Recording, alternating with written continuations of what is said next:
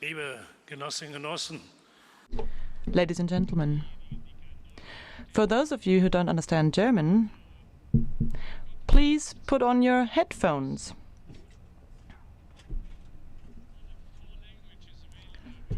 English by Job Cohen, who is a Dutch, français par André Flao, qui est un Belge heureux aujourd'hui, espagnol par un Portugais.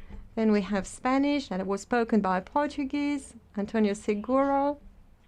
And now German by a German person.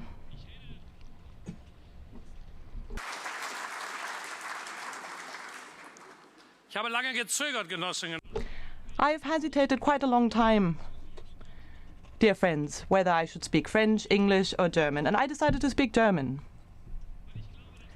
Because I think that the language of Angela Merkel should not be the only language spoken in German.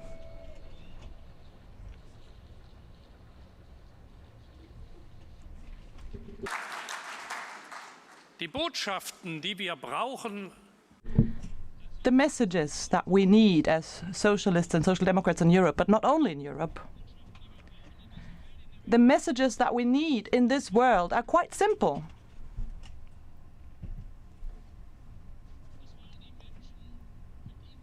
What do the people want from us, the people we fight for?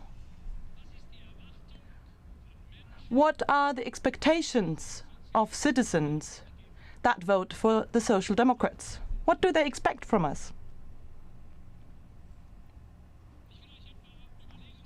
I would like to tell you a few considerations about what I think these citizens expect from us and what we should do.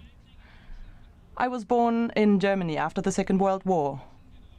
I belong to a German generation that grew up in prosperity that all generations before my generation didn't know.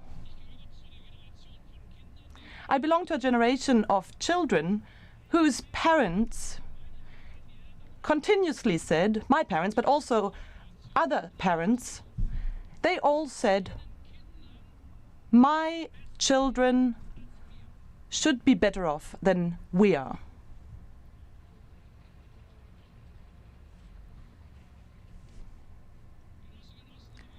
Dear friends, nowadays I live in times where I meet young parents that ask themselves whether their children will be worse off than they are nowadays.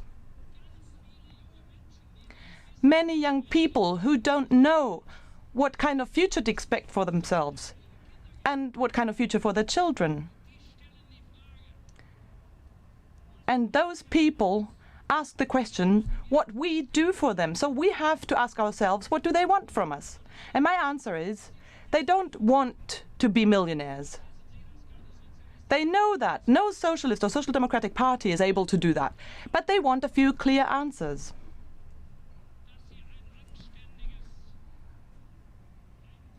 They want decent wages and salaries they can live off. They want a job, a decent job, and a job where they're not regarded as a cost factor, but as a human being.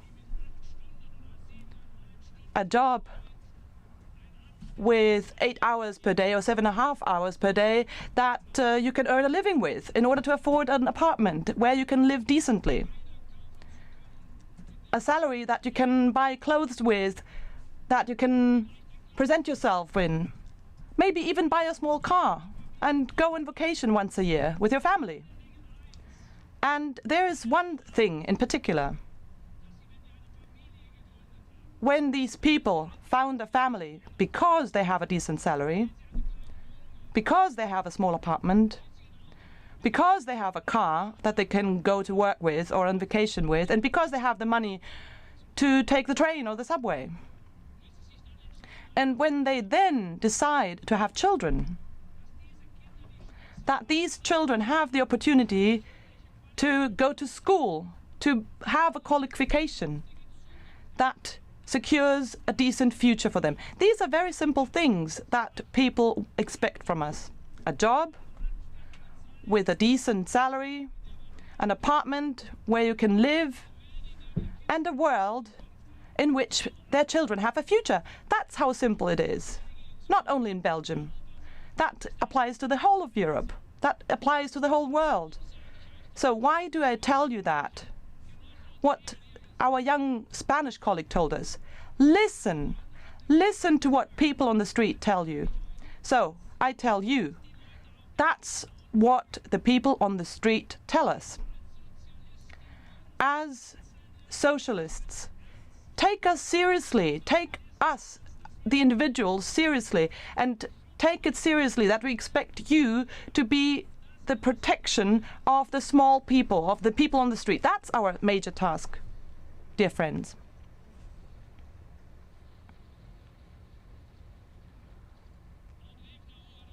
André Flau said a very important sentence in the discussion right now. Les grands patrons. He talked about the bankers, the institutional managers. They sing another song. They sing the song of the international capitalism.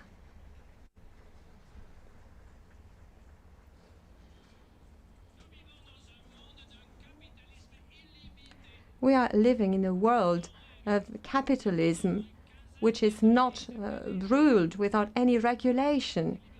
And for many years, the liberals, the Christian Democrats, the conservatives, who went everywhere, who were in parliament, everywhere. Here in the European Parliament, it was very easy. You could recognize them from far away.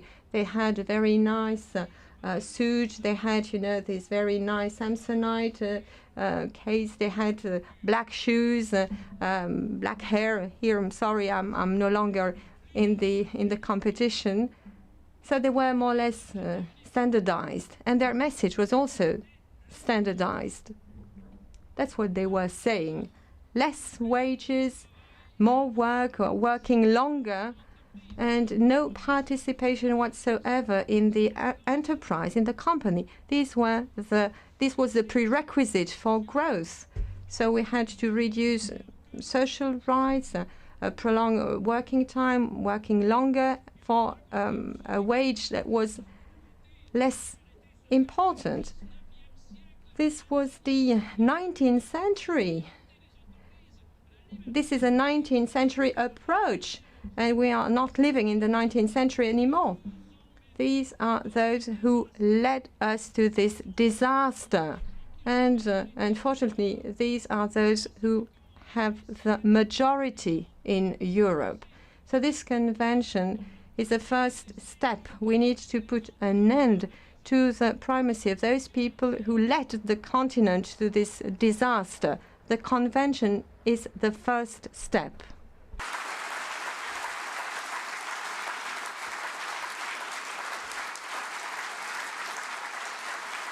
La convention ici, chers camarades.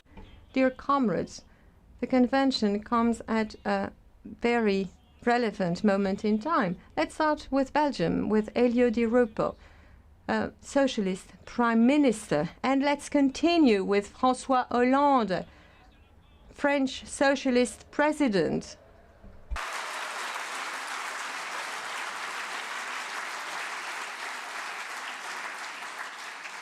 Et en Italie.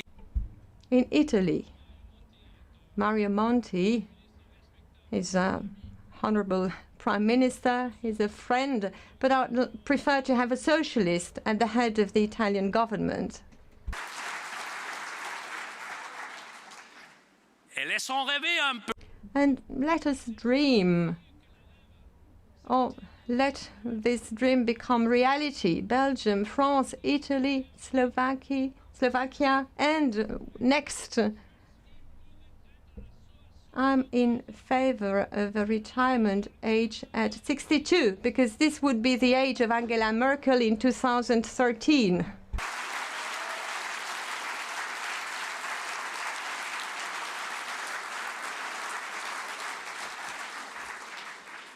I think, comrades, friends,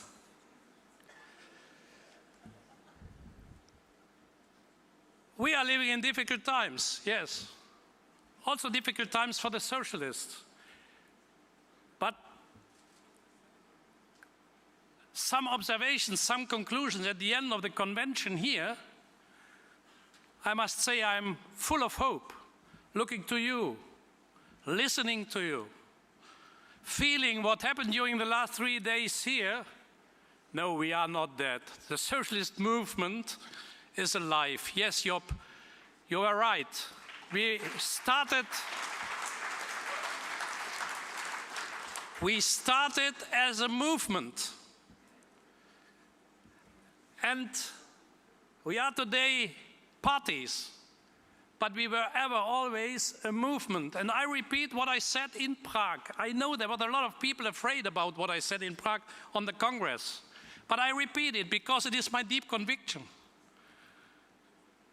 I said in Prague, we, the socialist movement, we are a worldwide anti-capitalist movement. So, and I repeat it.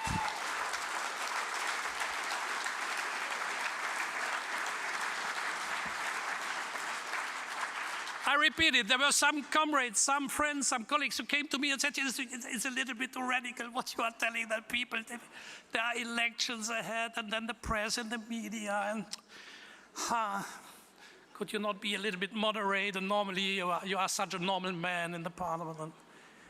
So, no. I put 3 questions. What is the opposite of capitalism? This is socialism. A social democratic society. A society with a democratic basis, with a democratic constitutional frame and social justice. This is a social democratic society. And this is the opposite of a capitalist society. And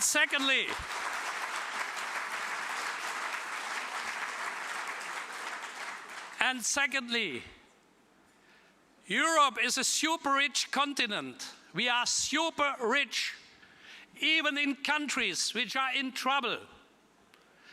The economic basis is much stronger than in most of the parts of the world. We are not a poor continent, but we have too much poor people in the continent because we have some super rich people in the continent, and therefore an international And therefore, because the single member state of the European Union or a single country is today not alone able to put the necessary tax burdens on the shoulders of the super rich, because they can evade, because there are tax havens, we have to close. Because there is tax evasion, we need, as a kind of international anti-capitalist decisions in the frame of democratic and social rule, an international financial transaction tax. And those who tell us this is only possible on the basis of the G8, because the Americans don't want. The answer for us as Europeans is quite easy. From the moment we start, and the budgets in Europe will have this additional revenue from the international financial transaction tax, I give you a guarantee. The first one who will follow is the very poor Timothy Geithner, if he sees how our budgets will recover with the international financial transaction tax. I assure you, after the next presidential election, the first country following are the United States of America. This is not an argument. We must start in Europe to show that solidarity from the strongest with the poorest is possible.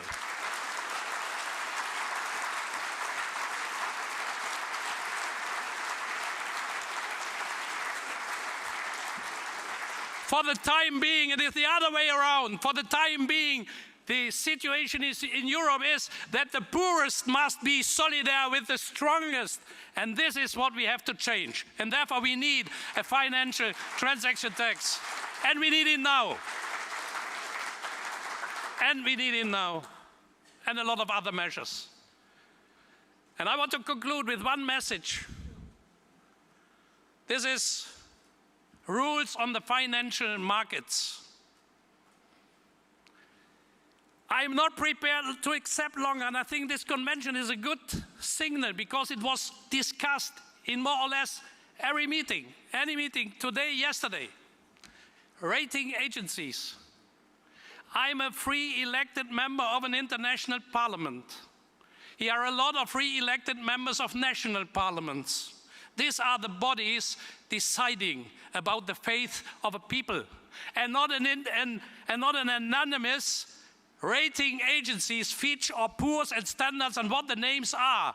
Nobody knows where they are. Nobody knows who is behind them. Nobody knows on which criteria they rate.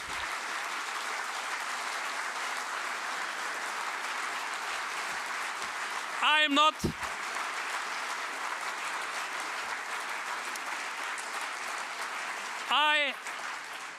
not prepared, and you are not prepared. The socialists should not be prepared to accept that about the faith of whole countries decide such economic enterprises, profit-oriented enterprises in the United States of America. Banks in the world are too big to fail, and countries too unimportant to be saved. This is not our world, and therefore we need more rules on the financial markets. And one rule is we need a European rating agency with a clear line, with transparency, with the information on the basis of which criteria they rate financial products, enterprises or countries, and who is paying for the ratings. Or could we allow that those who rate are the same, those who ask the ratings are the same who offer the products? They let rate by the agencies. No. And another thing, we need rules on the financial markets against speculation, and especially against one kind of speculation. Speculation about food and about the rising food prices.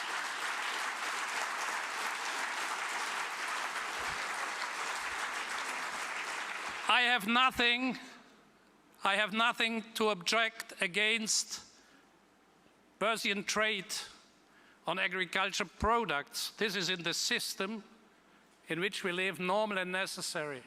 But I will not accept that people bet on increasing food prices and that they contribute to the reduction of food production because they know if there is less food, the prices increase. Because this is a system in which the profit of the one side is the hunger of the other side, and this is a perverse system. So,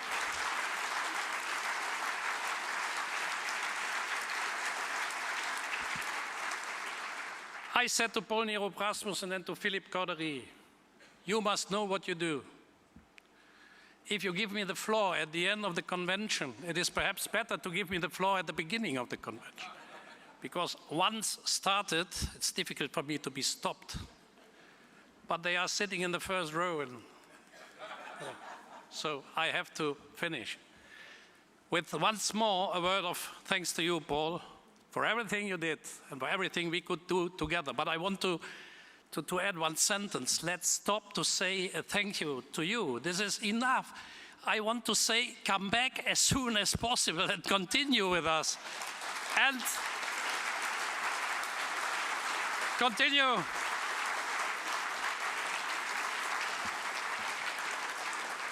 continue with us in our fight.